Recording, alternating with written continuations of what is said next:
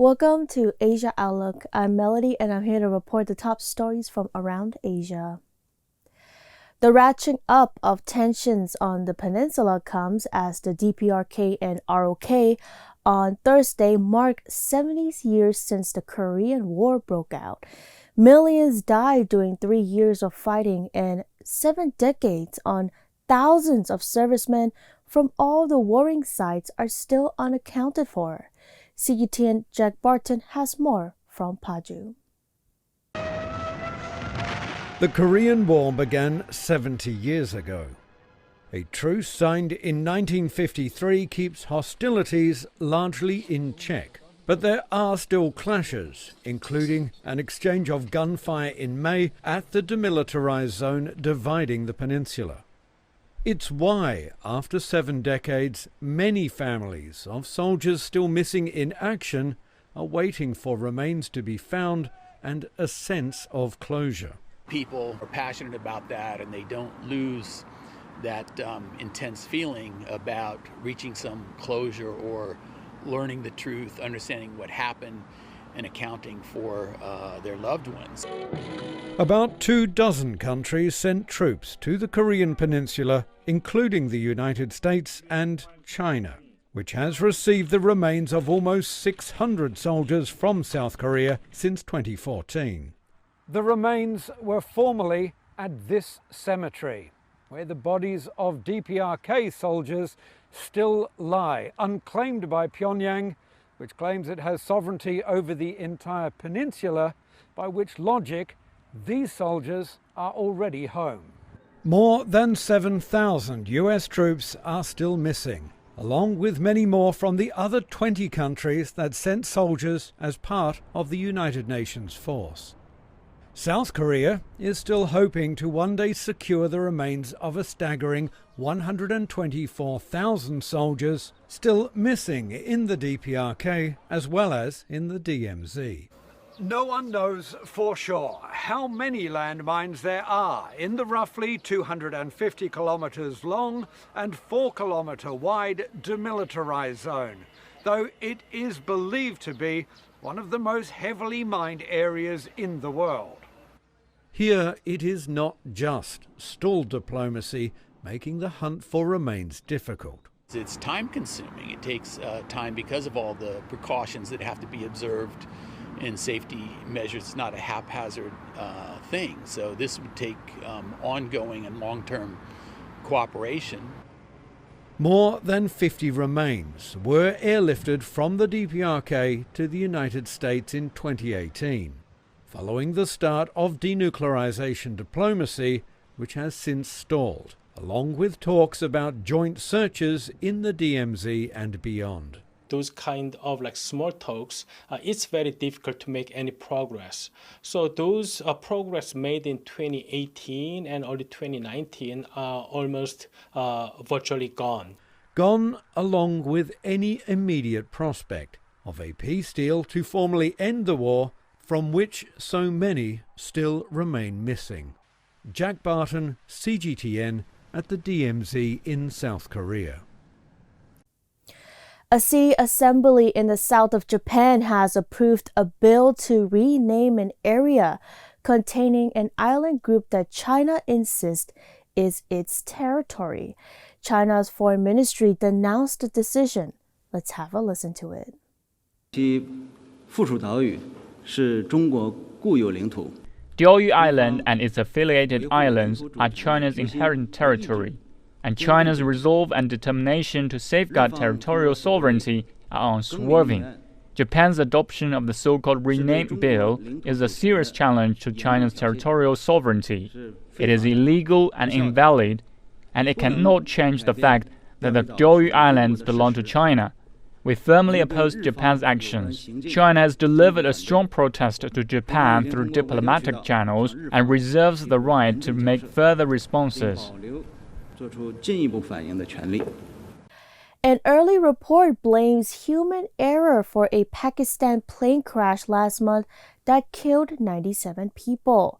The country's aviation minister says the pilots were distracted while talking about the coronavirus. doing landing and failed to deploy the landing gear correctly. He says there was nothing wrong with the Airbus A320. The Pakistan International Airlines flight scraped the runway and took off again before crashing into a neighborhood in Karachi.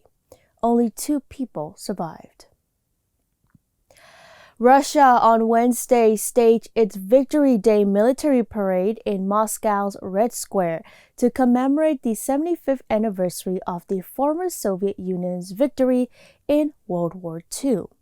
China's People Liberation Army, together with troops from 12 other countries, joined the parade at the invitation of the Russian side.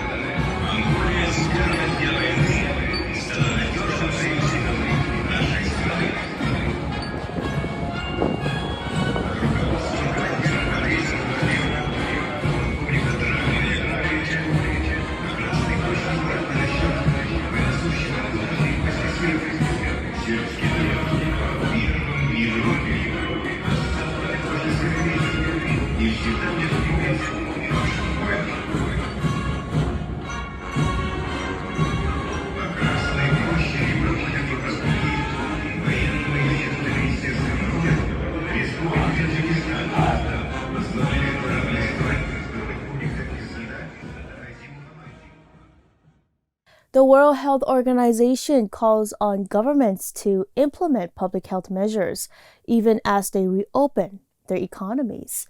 Let's take a listen. We urge countries to be careful and creative in finding solutions that people stay safe while getting on with their lives. We continue to urge all countries to double down on the fundamental public health measures that we know work. Finding and testing suspected cases works. Isolating and caring for the sick works. Tracing and quarantining contacts works. And protecting health workers works. At the same time, these measures can only be effective if each and every individual takes the measures that we also know work to protect themselves and others. Maintain physical distance, continue cleaning your hands, and wear a mask where appropriate. The Democratic People's Republic of Korea is reinstalling loudspeakers to broadcast propaganda near the demilitarized zone. The loudspeakers were taken down in 2018 after the two sides signed an accord to cease all hostile acts. ROK's defense ministry declined to confirm the DPRK's moves, but said Pyongyang will have to pay for the consequences if it shunned efforts to restore peace. Pyongyang has called off dialogue with Seoul and destroyed an inter-Korean liaison office in protest over anti-Pyongyang leaflets dropped over the DPRK. In Singapore, the Dragon Boat Festival is usually celebrated with much fanfare, including dragon boat races and delicious rice dumplings. But this year, as in many countries, outdoor activities have been cancelled due to the pandemic. Instead, several organizations in the city-state are celebrating through digital platforms and social media. CGTN Miro Liu has more. Every year around this time, the Kallang River will be full of dragon boats speeding through the waters with teams competing to the beats of the drums and the cheers of the crowd. But this year, due to the COVID-19 safe distancing measures, the Dragon Boat Festival will unfortunately be celebrated without the iconic races on Singapore's waters. But that does not mean the Dragon Boat teams cannot compete this year. They just have to do it virtually. In keeping with the festive spirit and to maintain a sense of community, Singapore-based Dragon Boat Innovate is organizing a virtual Dragon Boat challenge. They will try to recreate the atmosphere of an actual race, with teams of 6 battling it out in a series of tough mental and physical tasks. On the 27th of June at 4 p.m., all the sign-ups were just coming together, and they'll be representing their teams. They'll be wearing their, team jersey, just like how you will prepare yourself for the race. We are trying our really best to incorporate the elements of, competition, teamwork, the physicality, the mental stress they have to go through. We're going to have everybody to come online, bring their pedals, and just adjust their screen a little bit. And we're all going to pedal together. Having cancelled their Duanwu Carnival, the Singapore Chinese Cultural Center has released some digital entities as well. This is the Bajang Hunt, or the rice dumpling hunt game that's created by the Singapore Chinese Cultural Center for people like me who's missing the real fun of cheering on the Dragon Boats team this year. The idea is for young Singaporeans to learn the tidbits about their heritage and the Duanwu Festival. As part of their online initiatives, the center has released 2 videos. The first video talks about passing on the tradition of making rice dumplings from a grandmother to her granddaughter. The second one is an animation, which focuses on the various origins of the festival.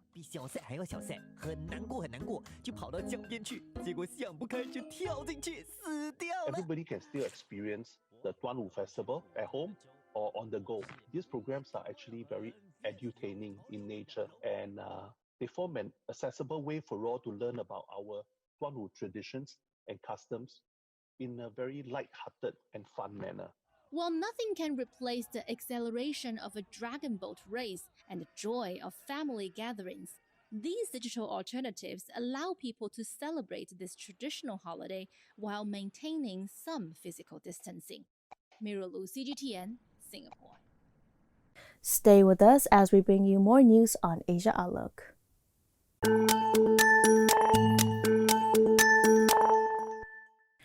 Russians are voting on proposed changes to their country's constitution. If the amendments are passed, they could allow President Vladimir Putin to remain in power until 2036, 12 years after his current term ends in 2024. Voting will continue until the 1st of July to avoid overcrowding and reduce the risk of spreading the coronavirus. Other precautions are being taken, such as physical distancing at voting sites.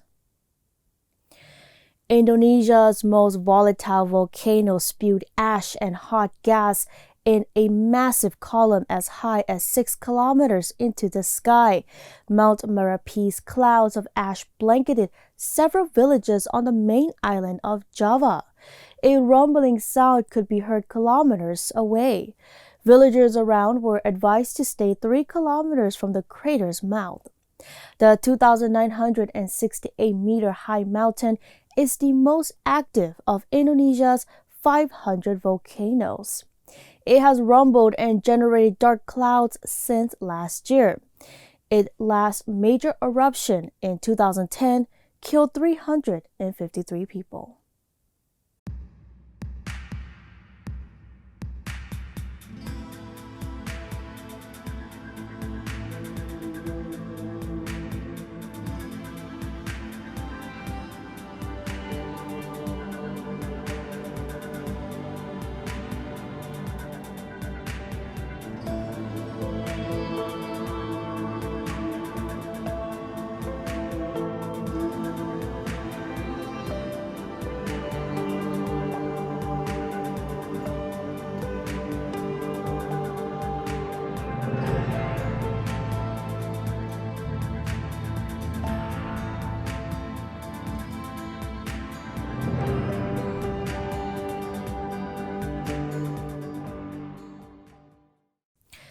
As part of Beijing's efforts to curb the recent spike in COVID-19 infections, the municipal government has launched mass testing for all couriers and food delivery men. About 100,000 personnel from 17 postal and courier companies are estimated to be tested by Monday. And more delivery services with e-commerce platforms also plan to join the mass testing across the city. CGTN Zhao Jixin has more on this report from Beijing. One local testing center, which actually furnished over 5,000 for catering businesses and residents within 24 hours in the neighborhood last week. To reduce the risk of infections, the logistic and delivery service sectors have ramped up testing for all those staff involved in contact with customers over this weekend. In this regard, about 100,000 personnel, as mentioned, from 17 postal and courier companies are expected to be finished their testing by Monday.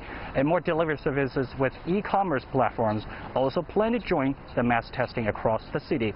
This campaign came after the municipal government prioritized screening for all workers and residents close to the city's biggest wholesale food market, which most of the infections now are linked to.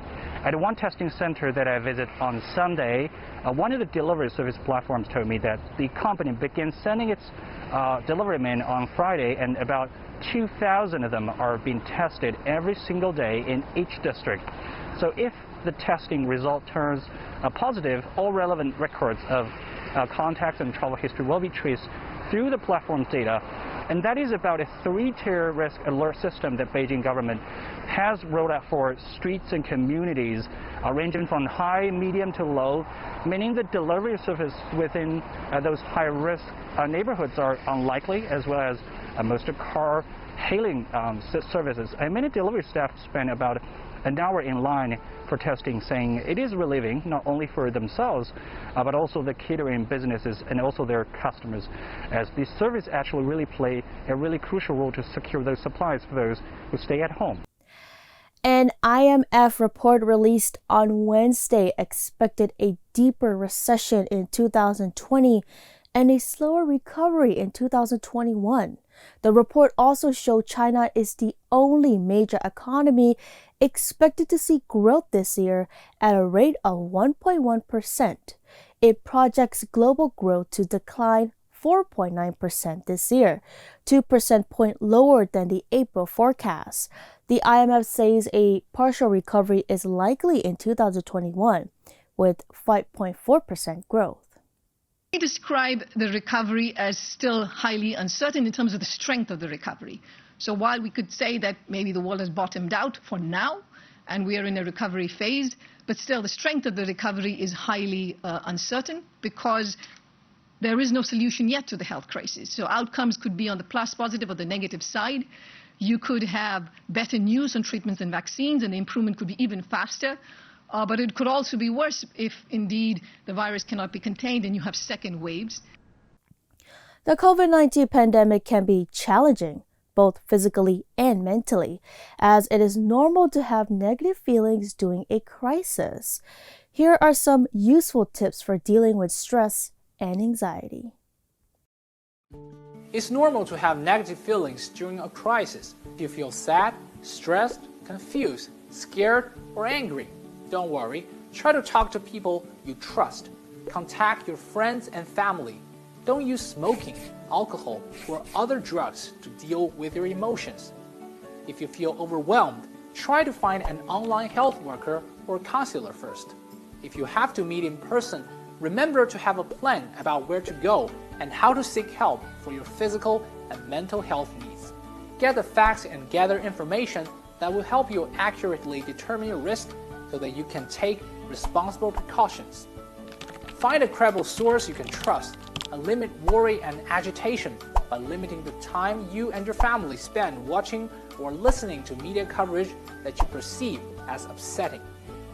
Draw on skills you have used in the past that have helped you to manage previous adversities and use those skills to help you manage your emotions during this challenging time. But how to help children overcome bad feelings? Kids may respond in different ways to adults.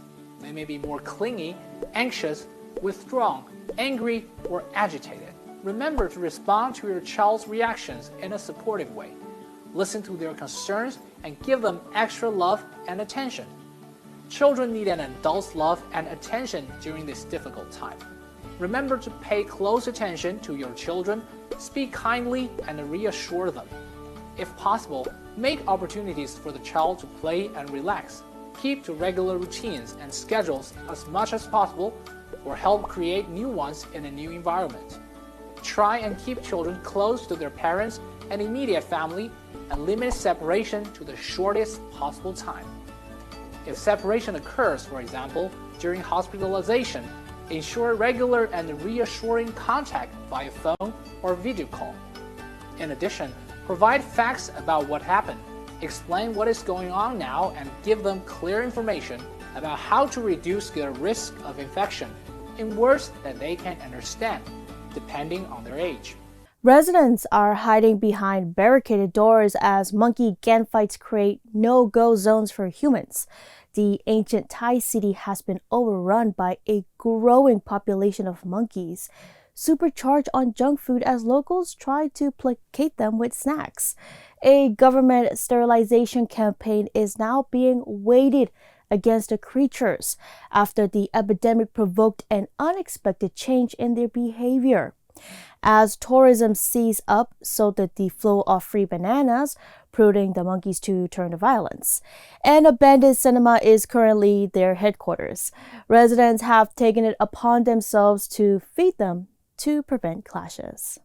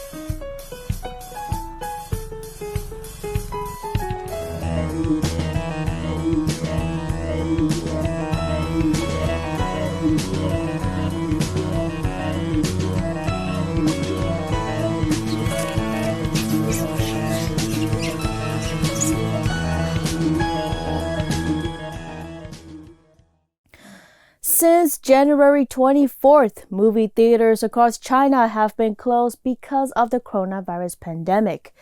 To the owners and staff, it's been unexpectedly hard. CGTN Li Kyong has details. 过完年的时候会来电影院看一些搞笑的那种电影。初一到初七这个平均的人次量来说，大约到4000到5000人，每一天以平均数值来说。 Hopefully we'll see a big box office explosion this year.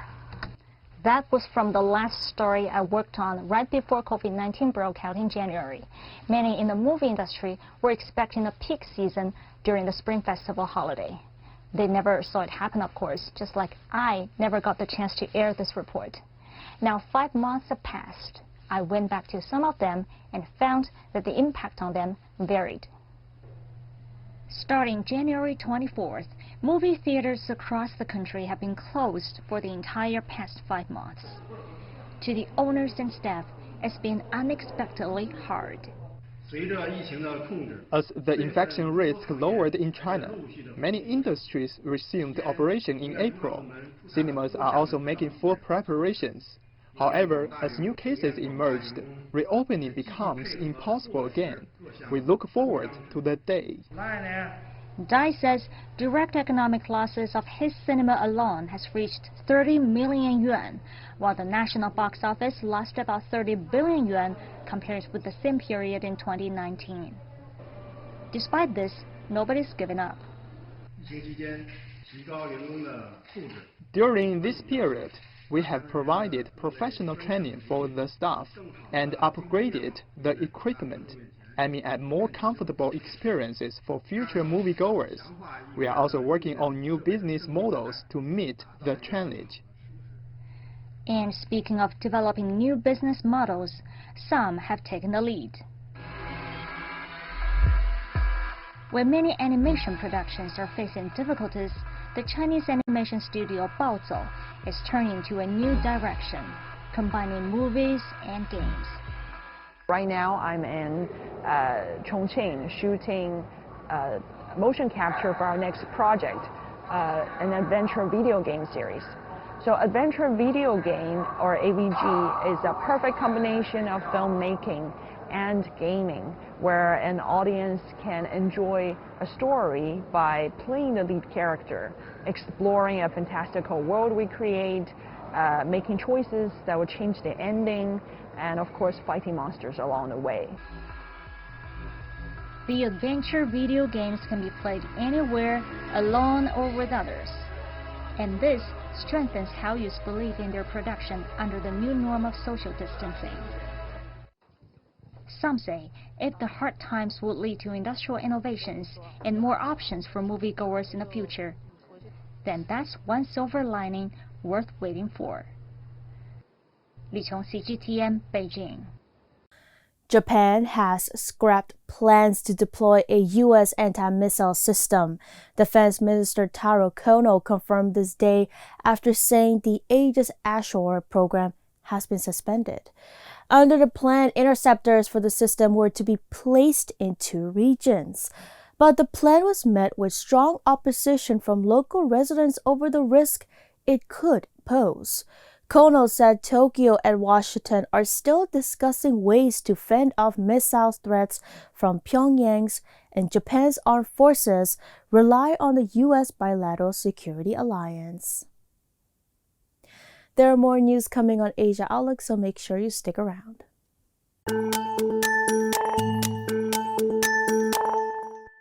Russian and U.S. arms control envoys began negotiations on Monday. Their main focus, the extension of the New START nuclear arms control treaty. The accord aims to limit U.S. and Russia nuclear warheads. The current one was agreed in 2010 and expires in February of next year. It limits each side to 1,550 deployed nuclear warheads. U.S. President Donald Trump has been insisting that China should also be involved in the discussions, even though the country has no deployed nuclear warheads. China's total nuclear warheads account for only 2% of the world tally, while the U.S. and Russia holds over 90% of them. Colgate says it will make further changes to a top-selling toothpaste in the Asian market, whose names translate to Black Person's Toothpaste in Chinese. A growing number of companies have moved to remove racial stereotypes from their products, sparked by protests against racism around the world. It's one of Asia's best-selling toothpaste brands. Darlie is sold in convenience stores across Hong Kong, the Chinese mainland, Taiwan, Singapore and Malaysia. The packaging features a black and white image of a man with a top hat, with Chinese characters that translate to Black Person Toothpaste in English. The company said in a statement that it was working to review and evolve the brand, including the brand name, in light of a recent movement against racism that has swept across the world. It was sparked by the death of African-American man George Floyd while in police custody in the US. Since then, companies around the globe are rethinking their use of racial stereotypes in their products and services. And Colgate, now the owner of Darlie, is one of them. The original brand was established by Hawley and Hazel in Shanghai in the 1930s, before moving to Hong Kong. The toothpaste became a part of Colgate's product line when Colgate acquired a 50% stake in Hawley and Hazel in 1985. Prior to 1989, the toothpaste was known as Darkie, but facing pressure from African Americans and shareholders, it changed the letter K to L. But the Chinese name didn't change. Barry Saltman, a visiting professor from Hong Kong University of Science and Technology, who specializes in China-Africa relations, said he doesn't see much of a history of anti-black sentiment in China. He said Chinese people had no concept of black people other than what they learned from the West, which may explain why the Chinese name remained for so long. Darlie's review follows announcements made by Pepsi on Wednesday that it was dropping its Aunt Jemima logo, prompting other American food brands such as Uncle Ben's Rice and Mrs. Butterworth Syrup to review their branding. According to Euromonitor International, a London-based research firm, the Darlie brand accounts for 17% of the toothpaste market on the Chinese mainland, 21% in Singapore, 28% in Malaysia, and 45% in Taiwan. Given its impressive market share in Asia, the company will likely face significant challenges as it works to rebrand its well-known name. Earhard Vermark, CGTN. India is hoping to counter a surge in COVID-19 cases with a 10,000-bed dedicated care center in the nation's capital. The mega hospital is being set up on 70 acres of a 300-acre religious group's campus. New Delhi has become the worst hit city in the country.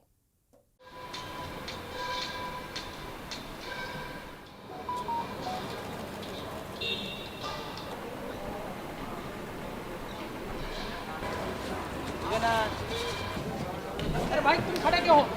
तुम्हारा member कौन team member?